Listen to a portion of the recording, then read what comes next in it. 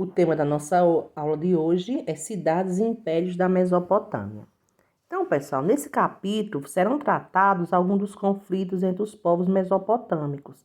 Vai destacar-se as principais transições políticas vividas por aquela civilização, né? Uma das razões dos conflitos que estão no processo era justamente o processo de sedentarização dos grupos humanos. Lembram que os homens eram nômades e passaram a ser sedentários? Então, eles buscavam, né, e disputavam por locais propícios para a instalação dele com todo o seu bando. Então, o nosso livro diz assim: a região da Mesopotâmia era muito fértil e a proximidade dos rios favorecia o comércio fluvial. Há milhares de anos, muitos povos e culturas conviveram e disputaram espaço e poder nessa região. Eles também partilharam muitos costumes e hábitos. Um dos primeiros povos que habitaram a região da Mesopotâmia foram os sumérios. Eles eram agricultores, desenvolveram um sistema de escrita e organizavam-se em cidades autônomas, como Ur. A escrita cuneiforme e seu sistema numérico influenciaram vários outros povos que viveram na região. Há cerca de 4.200 anos, os acádios dominaram os sumérios e outros povos da região e formaram um império. As cidades deixaram de ser independentes e foram unificadas sob o comando de um rei.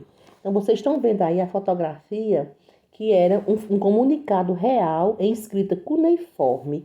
E o que é uma escrita cuneiforme? Pessoal, a escrita cuneiforme é a designação geral dada a certos tipos de escritas, feitas com auxílio de objetos em formato de cunha, que isso aí a gente já viu, né? Então, aí era um tipo de escrita cuneiforme. Então, o que é que a gente viu? A gente viu que, né, os povos que habitaram, um dos primeiros povos na Mesopotâmia foram os sumérios, né? E eles eram eles eram agricultores, e desenvolveram esse sistema de escrita cuneiforme que nós acabamos de falar, né? E eles se organizavam em cidades autônomas, independentes, mas depois, né, os acádios, eles dominaram o povo sumério. E também, assim como dominaram outros povos da região, foi o que o nosso livro acabou de dizer. Isso, eles formaram um império, né? Então, as cidades daí, a partir daí, deixaram de ser independentes e formaram um único império, tendo como comandante um rei, que nós vamos conhecer agora quem foi o primeiro rei, né? Império. Então, o livro continua dizendo Império Babilônico. Depois do domínio dos acádios, nós vimos, né, que os acádios eles dominaram os sumérios. Então, a Mesopotâmia foi invadida e dominada também por outros povos, como os amonitas, os caldeus, os elamitas, os assírios e os medos. Há aproximadamente 3.800 anos, a região foi conquistada pelos babilônios, que construíram um grandioso império composto de várias cidades. Eles desenvolveram um sistema de calendário que ajudava a conhecer as melhores fases para a agricultura com base em um sistema astronômico. Durante o Segundo Império Babilônico, do governo de Nabucodonosor, grandes obras arquitetônicas foram construídas, como jardins suspensos, por volta de 2.500 anos atrás.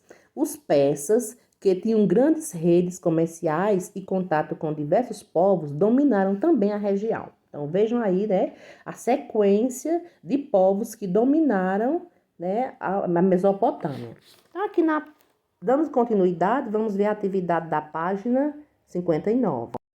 A atividade da página 59, na primeira questão, diz assim: por que a região da Mesopotâmia era disputada por vários povos? Nós já acabamos de ler, né? Porque ela era uma região muito fértil que favorecia a agricultura.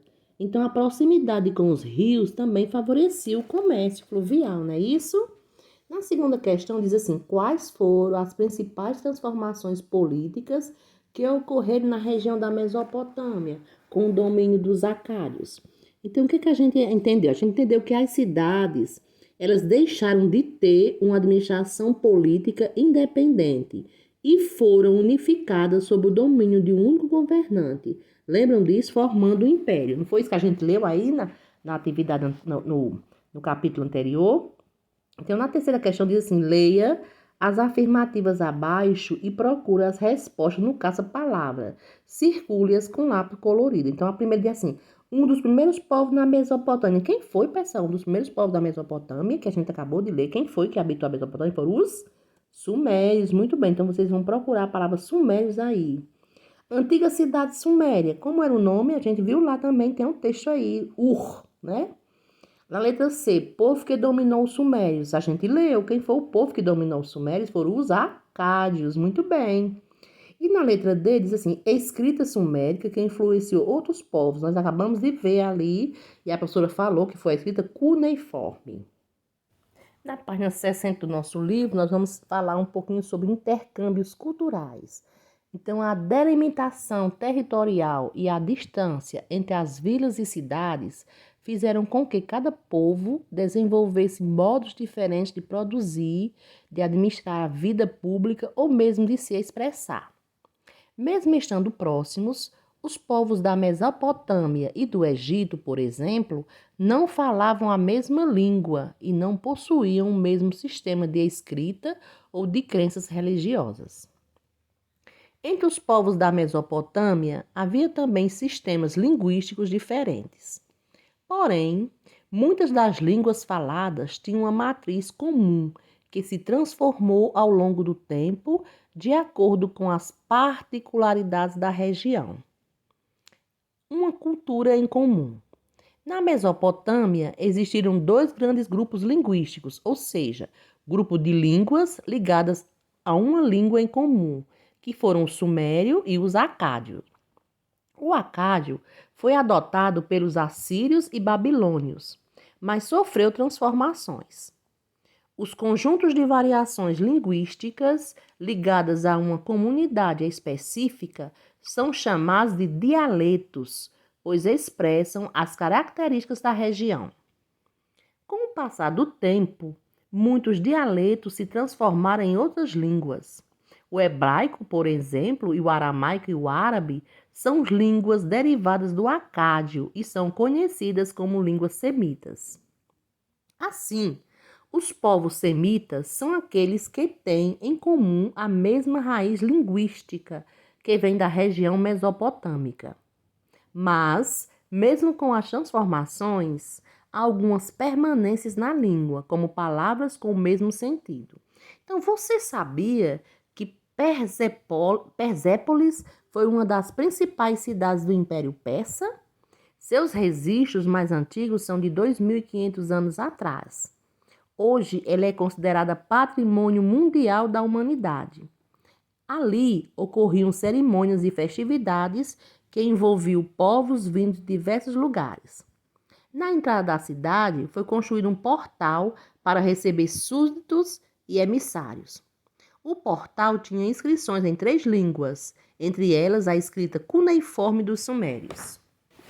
Então, você sabia que a língua portuguesa que utilizamos é derivada do latim? Uma língua indo-europeia que passou por diversas transformações regionais ao longo do tempo e originou novas línguas como o português, o espanhol, o italiano e o francês. Mas a língua portuguesa falada no Brasil não é idêntica à que é falada em Portugal. Isso ocorre porque temos influência de outras matrizes linguísticas, como os indígenas e os africanos. Além disso, há as variações regionais que criam dialetos. Algumas palavras têm significados diferentes dependendo da região, como criança, que na região sul do Brasil é chamada de piá por influência indígena. Então, a quarta questão da atividade da página 61 diz assim, por que as línguas sofrem transformações?